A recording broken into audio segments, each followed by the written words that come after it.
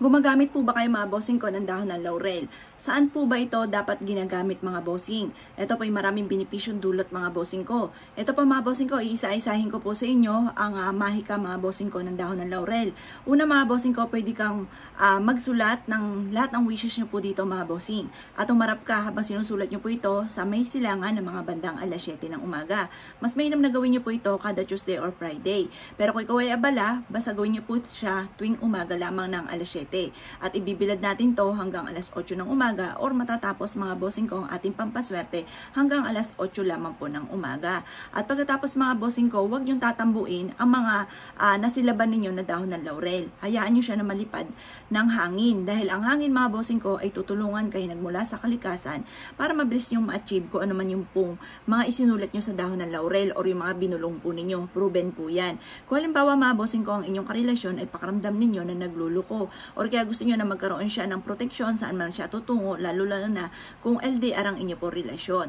Ngayon pa mga bossing ko, mas mainam na isulat nyo ang kanyang tunay na pangalan sa isang dahon ng laurel at ilagay po ito sa kanya pong picture. Ito pa mga bossing ko ay makakatulong para siya po ay maligtas saan man po siya tutungo or saan man po siya naroroon. Halimbawa po mga bossing ko, paramdam ninyo na paborito ka ng kamalasan. Isulat nyo po lahat ang miyembro ng pamilya sa dahon ng laurel para magkaroon ka ng proteksyon at mataboy ko naman ang mga kamalasan na pinagdadaanan at ilagay nyo po ito sa inyo pong orasan. Mas may na mga bossing ko ang inyo pong orasan ay nakalagay sa pwesto mga bossing ko ng halimbawa ito yung silangan, nandito siya sa gawing kaliwa at nakapako siya sa pader. Mas mainam ay sa pader nyo po ipinapako ang inyong orasan. At dapat ang orasan po ninyo ay bilog lamang at ang pinaka-lining niya ay kulay brown.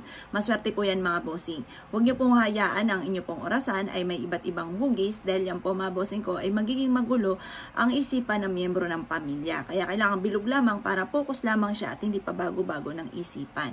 Ganun din po mga bossing ko na pwede nyo rin na halimbawa kayo po ay laging minamalas or ang relasyon po ninyo ay lagi na lamang pong ang hasi po ay gumala, maglakwatsa, barkada, ang gawin po ninyo, isulat nyo sa dahon ng laurel ang kanyang pangalan at iipit nyo po ito mga bossing ko sa doormat, sa ilalim ng doormat. At yan po mga bossing ko, ang hasi lagi ay papauwi ng bahay.